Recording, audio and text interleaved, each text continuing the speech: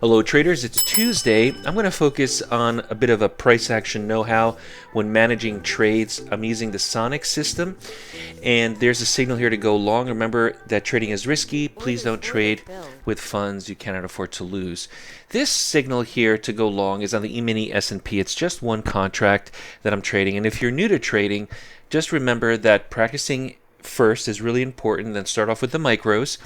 My goal here is to hit the target that the Sonic system is indicating, 55.74 quarter. It wants me to take that target. But look what happened. It hit and touched my target, but I'm not filled.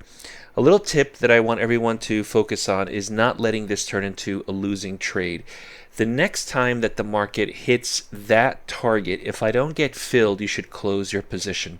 The reason why I say that is because markets typically like to test where they've previously been, especially as the day begins. It's testing new highs or making new highs or lows.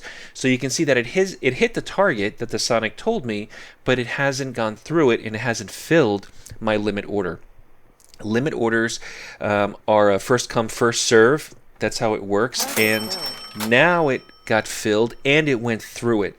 But if it touched it and it did not fill me, you should manage the trade and close your position. Now the Sonic is available for NinjaTrader as well as TradingView. Pick it up, start trading the right way using price action. Subscribe to the DayTradeToWin YouTube channel. If you have any questions, visit DayTradeToWin.com and I'll see everyone in class. Want to learn more? Visit DayTradeToWin.com and get started with a free member account, which includes access to our trials, including the ABC software.